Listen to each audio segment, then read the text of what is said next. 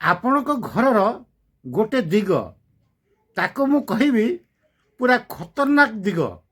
ଯଦି ସେ ଦିଗରେ ଆପଣ ଠାକୁରଙ୍କୁ ରଖୁଛନ୍ତି ବା ପୂଜା ଘରଟିଏ କରୁଛନ୍ତି, ସେ ଦିଗ ହେଉଛି ଆପଣଙ୍କ ଘରର ଦକ୍ଷିଣ ଆଉ ପଶ୍ଚିମ କୋଣ। ସେ କୋଣକୁ ନୈಋତ୍ୟ କୋଣ ବୋଲି କୁହାଯାଏ। ଯଦି କେହି କେହି ଭାବୁଥିବେ କାହିଁକି ଏ ଦିଗକୁ ମୁଁ ଖତରନାକ ଦିଗ ବୋଲି କହୁଛି, ଆପଣମାନେ ଜାଣିଛନ୍ତି ଗୋଟେ କଥା, ନିଆଁ ପାଖରେ କେବେ ପାଣି ରହିପାରିବନି କି ପାଣି ପାଖରେ କେବେ ନିଆଁ ରହିପାରିବ ନାହିଁ। ଇଏ ଦିଗ ହେଉଛି କ'ଣ, ପିତୃପୁରୁଷଙ୍କ ଦିଗ, ଅର୍ଥାତ୍ ତାକୁ ଯଦି ଆମେ ସର୍ଟକଟ୍ରେ ବୁଝିବା, ଇଏ ହେଉଛି ପ୍ରେତଙ୍କ ଜାଗା।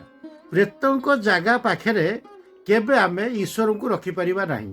ଯଦି ଆମେ ରଖୁଛେ ଭୁଲ କ'ଣ ହେଲା, ଯଦି ଏଇଟା ଆପଣମାନେ ଆଲାଉ କରିବେ ତାହେଲେ ଆପଣ ଧରି ନିଅନ୍ତୁ ଶ୍ମଶାନରେ ମନ୍ଦିର କରିବା ଯାହା, ମନ୍ଦିର ପ୍ରାଙ୍ଗଣରେ ଶବଦାହ କରିବା ମଧ୍ୟ ସେଇଆ।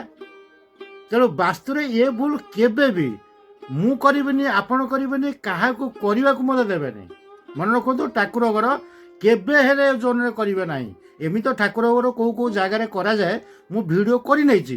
ଅନ୍ୟ କୌଣସି ଡିରେକ୍ସନ୍ ଯଦି ରହିଯାଇଛି ସେ ତ ଭୁଲ ବୋଲି କହିବା, କିନ୍ତୁ ଧର୍ତ୍ତବ୍ୟ ଅପରାଧର ଜାଗାଟି ହେଉଛି ନୈଋତ୍ୟ କୋଣ। ଏ ଜାଗାରେ କେବେ ହେଲେ ଠାକୁର ଘର ଆପଣ କରିବେ ନାହିଁ।